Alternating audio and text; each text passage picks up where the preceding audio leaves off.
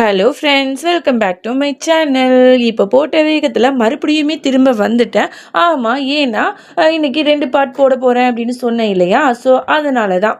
அதனால் இதுக்கு முன்னாடி உள்ள பார்ட் வந்து பார்க்காதவங்க பார்த்துட்டு வந்துடுங்க. ஓகேவா? சரி, வாங்க ட்ராமாக்குள்ளே போகலாம்.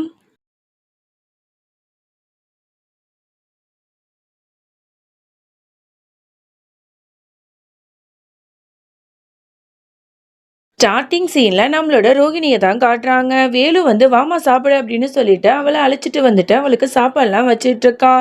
எல்லாமே சூப்பரா இருக்கு, உனக்கு ரொம்ப பிடிச்ச பொருள் தான், எல்லாமே சாப்பிடுமா அப்படின்னு சொல்லிட்டு அவகிட்ட வந்து எடுத்து எடுத்து கொடுத்துட்டு இருக்கான். ஆனா அவளுக்கு மைண்டு ஃபுல்லாவே எப்படா இந்த வீட்டை விட்டு தப்பிக்கிறது அப்படிங்கிறதுல தான் இருக்கு. இந்த பாரு ரோகிணி, நீ வந்து இனிமே வீட்டை விட்டு வெளில போகக்கூடாது. ஏதாவது ஒன்று எனக்கு வேணுமோ இல்லை எங்கேயாவது சுற்றி பார்க்கணுன்னாலும் நீ என்கிட்ட தான் கேட்கணும். ஓகேவா? நீ பத்திரமா வீட்டுக்குள்ளே இருந்துக்க. உனக்கு ஏதாவது ஹெல்ப் வேணும்னா வேலைக்காரிட்ட கேட்டுக்கோ அப்படின்னு சொல்லிட்டு வேலைக்காட்டியும் வார்னிங் கொடுத்துட்டு போறான். இந்த பாரு, அவளை நல்லா கவனிச்சுக்கோ, அவளை வெளிலே போகக்கூடாது அப்படின்னு சொல்லிட்டு அவனும் அங்கேருந்து போயிடுறான். இங்கே அப்படியே நம்மளோட சீமாவை தான் காட்டுறாங்க. அவன் நேத்தே பிரேம்கிட்ட சொல்லியிருப்பாள்ல, இந்த மாதிரி ரோகிணியை வந்து கண்டுபிடிக்கிறதுக்கு வந்து நான் வந்து வேலை பார்க்க போறேன் அப்படின்னு சொல்லிட்டு. ஸோ அதனால அவளை தேடுறதுக்காக ஒருத்தவங்கள்ட்ட பேசி என்னோட தங்கச்சி எப்படியாவது கண்டுபிடிச்சு கொடுங்க அப்படிங்கிற மாதிரிலாம் சொல்லிட்டு இருக்கான். அதோட இங்க வீட்டில் இருக்கிறவங்க எல்லாரும் சீமாவை தேடிட்டு இருக்காங்க. அப்ப கரெக்டா சீமாவும் வர. உடனே பாட்டி கேட்குறாங்க, என்ன சீமா, எங்கம்மா போயிட்டு வந்த அப்படின்னு. உடனே வந்து அவளும் எல்லா விஷயத்தையும் சொல்ல ஆரம்பிக்கிறா. இந்த பாருங்க பாட்டி, நான் சொல்கிற விஷயம் நீங்கள் வந்து எப்படி எடுத்துப்பீங்க அப்படின்னு சொல்லிட்டு எனக்கு தெரியல.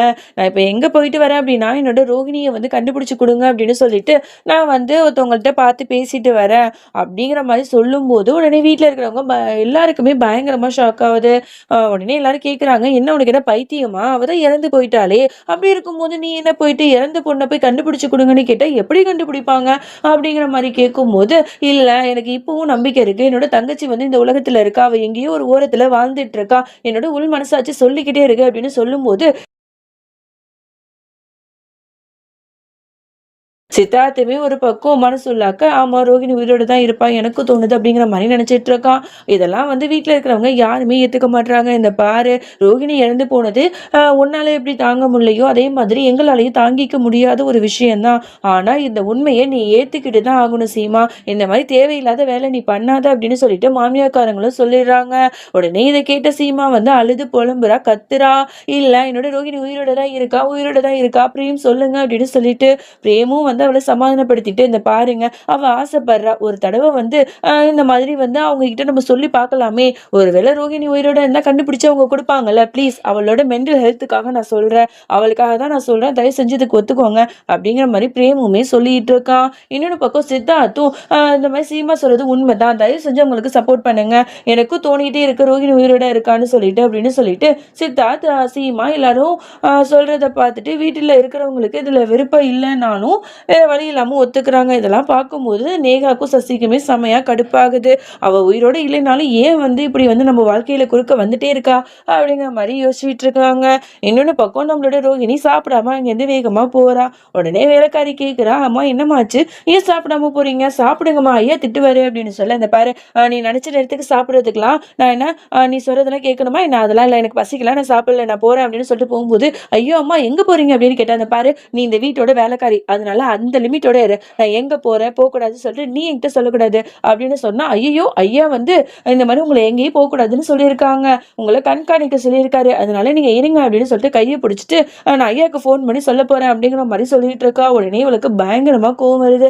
பக்கத்துல இருக்கிற மிளகாத்தூளை எடுத்து அவளோட முகத்திலேயே தூக்கி வீசிட்டு அவ வேகமா அந்த இடத்த விட்டு ஓடி போயிடுறா. அந்த வேலைக்காரியும் ஐயோ அம்மா அப்படின்னு சொல்லிட்டு கத்தி கூப்பாடு போடுறா.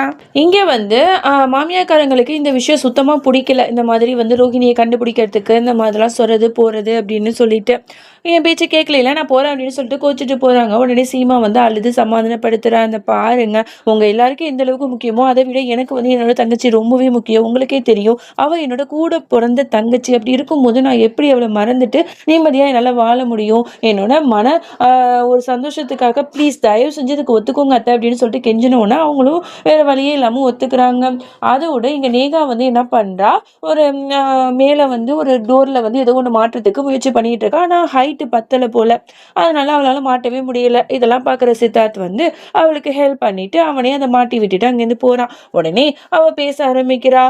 சித்தார்த், "என்ன சித்தார்த், நீங்க வந்து இப்பலாம் என்கிட்ட பேசவே மாட்றீங்க. ஏன்னு கேட்டா, இல்ல எனக்கு விருப்பம் இல்ல அப்படிங்கிற மாரி அவன் சொல்றான். அப்ப கரெக்ட்டா அந்த இடத்துல பாட்டியும் மாமியாரும் வரத கவனிச்சுக்கிட்டு நேகா ஓன்னு அழ ஆரம்பிக்கிறா.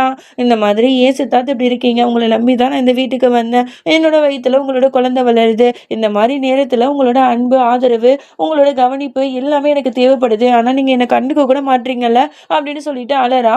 உடனே இவ எதுவுமே சொல்லாம அங்கேருந்து போறா. இத பார்க்குற பாட்டியும், அம்மாக்காரங்களும் பேச ஆரம்பிக்கிறாங்க. "இந்த பாருப்பா, இந்த மாதிரி நேரத்துல நீ நேகாவ கவனிச்சு தான் ஆகணும். எனக்கு தெரியும். உனக்கு வந்து அவள பிடிச்சிருக்கு, பிடிக்கலங்கிறது ஒரு பக்கம் இருக்கட்டும். இப்ப நீ அவள அன்பா பார்த்துக்கணும்ப்பா" அப்படின்னு சொல்லும்போது, என் மனசுல ரோகிணி தாம்மா இருக்கா அப்படிங்கிற மாரி அவனும் அழறான். "இந்த பாருப்பா, எல்லாமே எனக்கு புரியுது. ஆனா நான் சொல்றத கொஞ்சம் புரிஞ்சுக்கோ" அப்படின்னு சொல்லிட்டு, இந்த மாதிரி அவங்க 2 பேருமே கட்டி பிடிச்சிட்டு இந்த மாரி ரொம்ப ஃபீல் பண்ணி சொல்லிட்டு இருக்காங்க.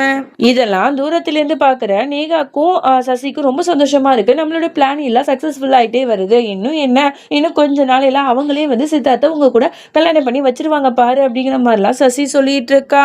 இங்க வந்து ரோஹிணி வந்து அந்த இடத்த விட்டு ஓடி போயிருப்பாள்ல, அவ காட்டுக்கு தான் ஓடியிருப்பா. ஸோ அவள வந்து எப்படியோ வேலு கண்டுபிடிச்சு, அவள கைய பிடிச்சு வா வீட்டுக்கு அப்படின்னு சொல்லிட்டு அழைச்சிட்டு வந்துட்டு இருப்பான். அப்போ வந்து ஒரு கால்லேருந்து ஒரு ரவுடி பசங்க எல்லாரும் வந்து ரோஹிணிட்ட தப்பு தப்பா பேச ஆரம்பிக்கிறாங்க.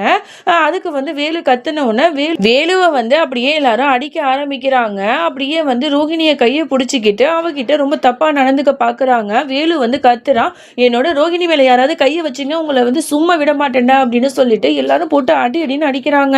அதோட ரோஹிணிய கத்தியால குத்துறதுக்காக வரான். இதெல்லாம் பாக்குற ரோஹிணிக்கு ரொம்பவே பயமா இருக்கு. வேலுவும் வந்து எல்லாத்தையும் இப்படி தள்ளி விட்டுட்டு அடி அடின்னு போட்டு எல்லாத்தையும் அடிச்சு வெளுத்து வாங்கிடுறான். இந்த சண்டையில அவனுக்குமே நிறைய அடிபடுது. இதெல்லாம் பாக்குற ரோஹிணிக்குமே ரொம்ப கஷ்டமா இருக்கு. ஐயோ, நம்மளாலதான் இவன் இவ்வளவு கஷ்டப்படுறானோ அப்படிங்கிற மாதிரியே பார்த்துட்டு இருக்கா. உடனே வேலு வந்து என்ன சொல்றான், "அங்க டாக்ஸி வருது ரோஹிணி, சீக்கிரமா அங்க இருந்து ஏறி போ" அப்படின்னு சொல்லிட்டு கத்துறான். அவளும் பயந்துட்டு டாக்ஸில போய் ஏறிக்கிறா. அப்போ கரெக்டா வேலு என்ன பண்றான், அந்த ரவுடி பையலை பார்த்து அப்படியே சிரிச்சுட்டு இருக்கான், கையை காட்டுறான், "நல்லா பண்ணியிருக்கேன்னு." ஸோ இது எல்லாமே ரோஹிணியை நம்ப வைக்கணுங்கிறதுக்காக அவனோட பிளான் தான் போல. இது தெரியாம நம்மளோட அப்பாவி ரோஹிணியும் இவனை வந்து நம்பிட்டா. அதோட அந்த டாக்ஸில ஏறி வேலுவும் ரோஹிணியும் வீட்டுக்கு போறாங்க. அங்க போன உடனே ரோஹிணி வந்து ரொம்ப யோசிச்சுக்கிட்டு அப்படியே வந்து உட்கார்ந்துருக்கான். உடனே வேலு வந்து வாமா அப்படின்னு சொல்லிட்டு கையை கொடுக்குறான். இவ யோசிச்சுக்கிட்டே அவனோட கையை பிடிச்சுக்கிட்டு அந்த வீட்டு உள்ளாக்க நடந்து போறான். உடனே அவன்கிட்ட மன்னிப்பு கேட்கிறா. "சாரிங்க, நான் தான் தப்பு பண்ணிட்டேன்" அப்படின்னு சொல்லிட்டு, "பரவாயில்லம்மா, இப்பயாவது என்ன நம்பினியே. நீ வந்து எனக்கு எந்த அளவுக்கு முக்கியங்கிறது இன்னைக்கு நடந்த சண்டையிலேயே உனக்கு தெரிஞ்சிருக்கும். என்னோட உயிரை விட உன் உயிர் தான் எனக்கு முக்கியம்" அப்படிங்கிற மாதிரிலாம் இவன் எமோஷனலா பேச இவளும் ரொம்ப வருத்தப்படுறா. அதோட அந்த வேலைக்காரியும் இந்த மாதிரி அழுதுட்டே சொல்றா, "இந்த மாதிரி ரோகிணி அம்மா வந்து என்னோட கண்ணுல மிளகாத்தூள போட்டுட்டாங்க" அப்படின்னு சொல்லிட்டு. உடனே வேலு சொல்றான், "நீ எதுக்கு அவகிட்ட அப்படிலாம் நடந்துக்கிட்ட? இது அவளோட வீடு. இது அவ இந்த வீட்டுல மகாராணி. அவளை வந்து அங்க போக கூடாது, இங்க போக கூடாதுன்னு நீ சொல்லக்கூடாது, புரியுதா? இப்பவே மன்னிப்பு கேளு" அப்படின்னு சொல்லும் போது அந்த வேலைக்காரியும் மன்னிப்பு கேட்கிறா. சரின்னு சொல்லிட்டு, பரவாயில்ல, நானும் பண்ணது தப்புதான்" அப்படின்னு அவளும் சொல்லிட்டு 2 பேரும் உள்ளாக்க போறாங்க. உடனே வேலு இது எல்லாத்தையும் பார்த்து அப்படியே கால் மேல கால் போட்டு செம ஜாலியா சிரிச்சிட்டு இருக்கான். எப்படியோ இந்த ரோகிணியை நான் ஏமாத்திட்டேன். இனிமே ரோகிணி எனக்கு மட்டும்தான். இவளையும் என்னையும் யாராலையும் பிரிக்க முடியாது. கூடிய சீக்கிரம் அவளை கல்யாணம் பண்ணிக்க போறேன் அப்படிங்கிற மாதிரிலாம் இவ கிரிமினலா சிரிச்சு பேசிட்டு இருக்கா. அதோட இந்த பாட்டை நம்ம முடிச்சுக்கலாம். இந்த எபிசோடு எப்படி இருந்துச்சு அப்படின்னு சொல்லிட்டு மறக்காம கீழே கமெண்ட் பண்ணிட்டு போங்க. தேங்க்ஸ் ஃபார் வாட்சிங். Bye friends.